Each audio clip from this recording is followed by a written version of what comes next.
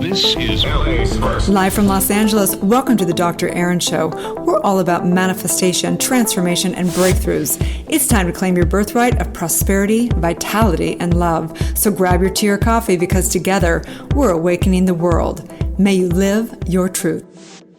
What if I were to tell you that you could call upon your future self, your wise self, the aspect of yourself that has all the wisdom of all of life?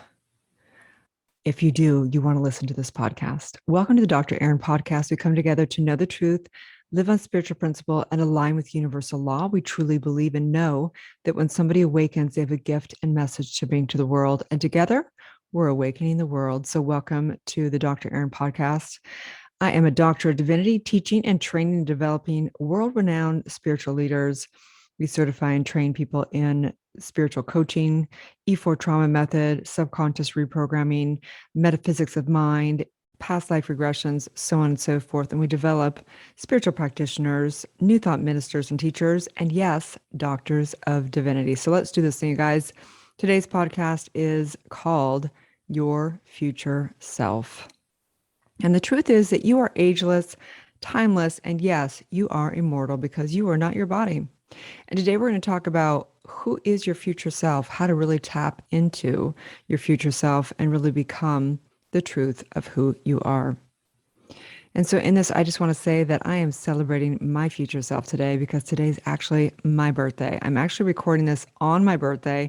I had recorded a podcast a while back that was supposed to come out today.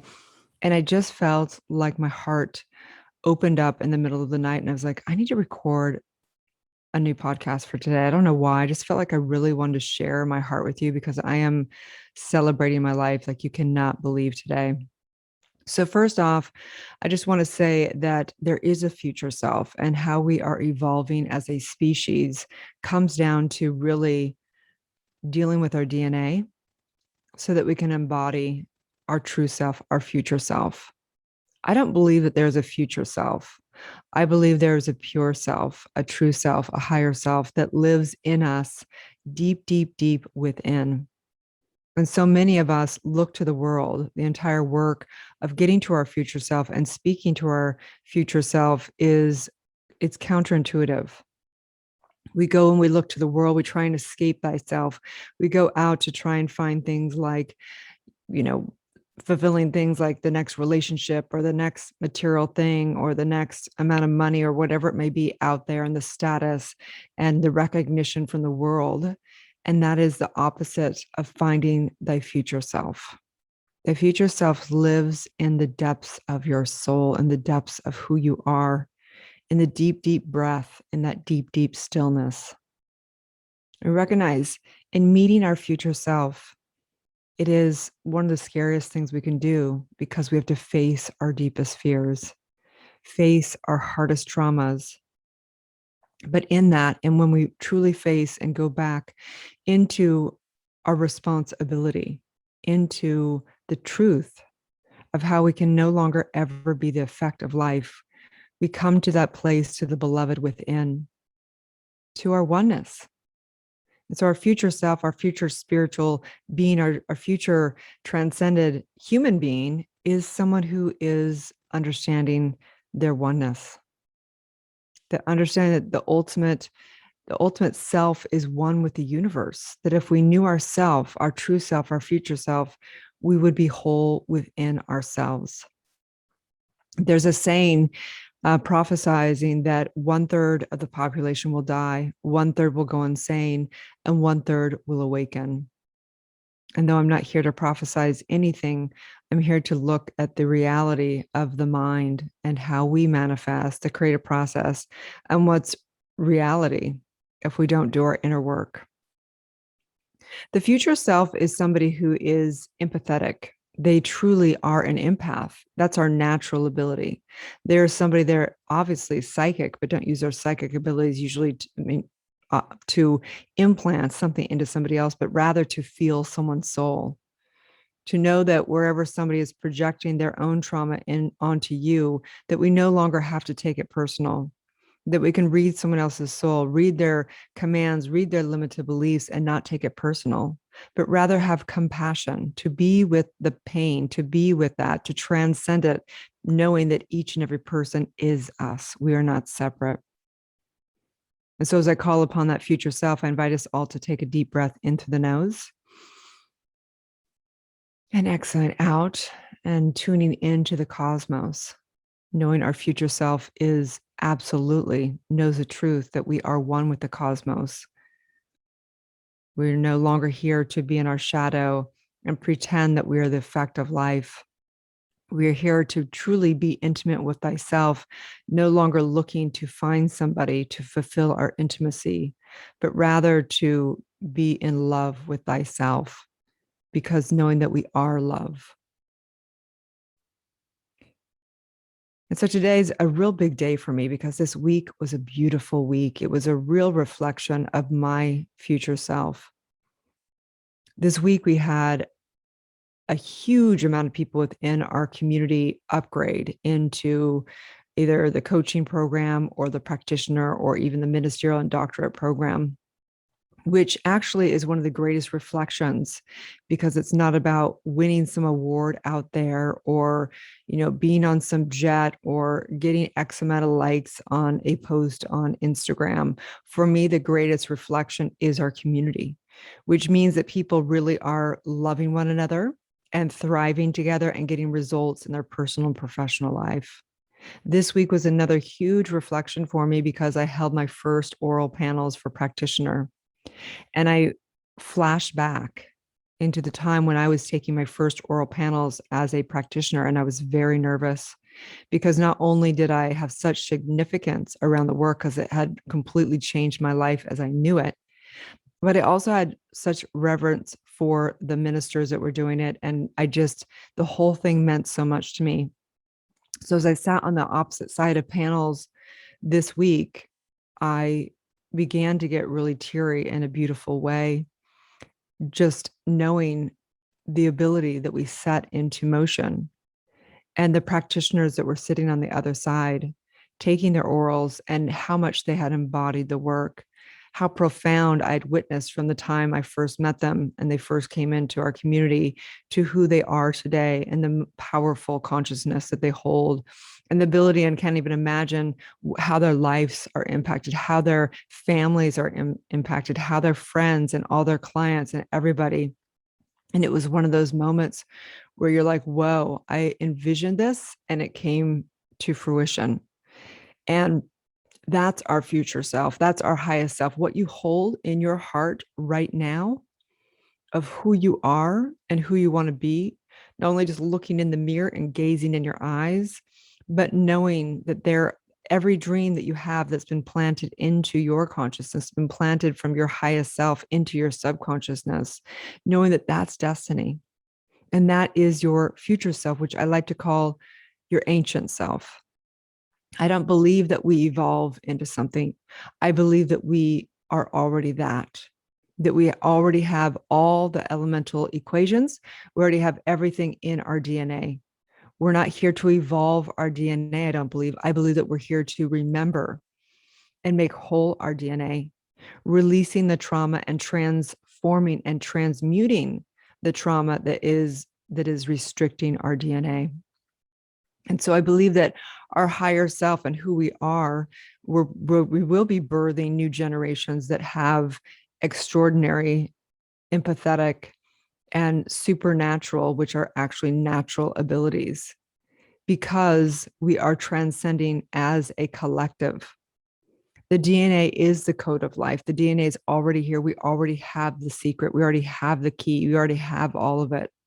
It is our work recognizing that our trauma is not just our individual trauma. Our trauma has layers and layers in our lineage, in our ancestors, in all of it. And actually that is how we evolve. Our evolution is actually the deeper and deeper transmuting of trauma. So we don't actually evolve. We're already whole and complete. But what we do is we actually experience even more of the depths of our soul by actually the light and the dark of the relative of this universe. So it's actually interesting because a lot of us think trauma is bad, or we don't want trauma, or we should get rid of trauma. And that is true. But actually, that is the gift. The gift is the suffering. Suffering is grace, as we know. Suffering is grace. And it is through the trauma, it is through the division and through the divisiveness that we actually get to experience more of our divinity. We get to experience our future self, which is really, truly all of it, the dark, the light, the suffering, the joy, everything. And I know that we've been programmed to think that we need things outside of ourselves, that we need to find a person, that we need to have romantic desire, that we need to have status in class. And that is a lie. It is all within. And I truly believe that the future self will know that the intimacy of the heart is even a greater orgasm than the orgasm of physicalness. That as we go into that future self, that we know that we are transcending death. There is no such thing as death. We're not, people think, well, we'll get there when we do enough stem cells or when we're able to, we already are immortal. Look at our children. We live on through our ancestors and through our children, right? We are already there. We are already one. We are already completely empathetic and completely able to go outside of thyself in our consciousness. And so today, as you call in your future self, what is he or she like? What is your future self? You get to communicate right now with that essence of who you are. What would your future self tell you? What would they say? How would they hold you? Because what I know for sure is they're speaking through as you right now. So I just say, take another deep breath into the nose. Exhaling out. I'm just so grateful for this birthday. I'm so grateful to celebrate life.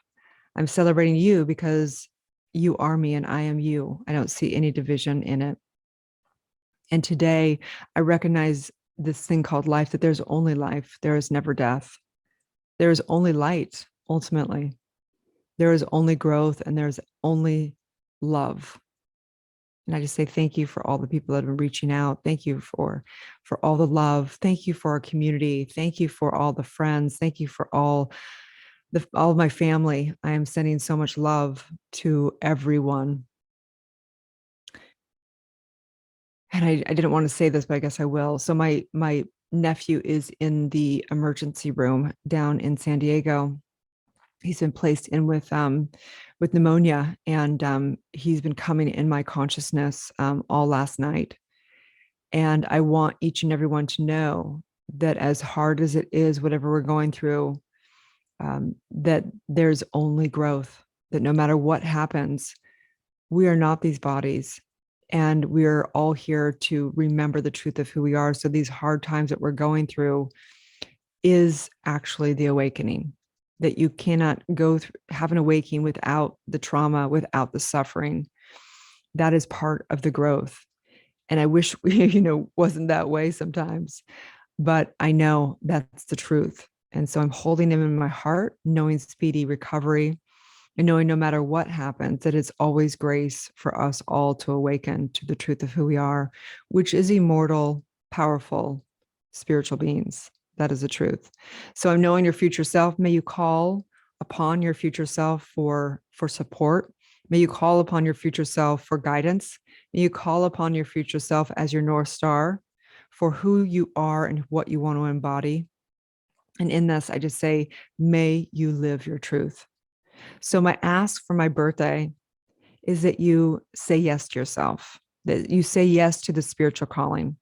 And whether that is that you decide to come into Soul Society and New Thought Global, and you decide to get developed in your expertise and doing, or whether you come in and do your trauma work, whether you do whatever, I'm asking for my birthday that you say yes to yourself, whether it may be another program, whether it be that you say yes to letting something go in your life, saying yes. I ask that you say yes, recognizing that that is the most powerful word that we have, saying yes to life, living life fully, loving fully.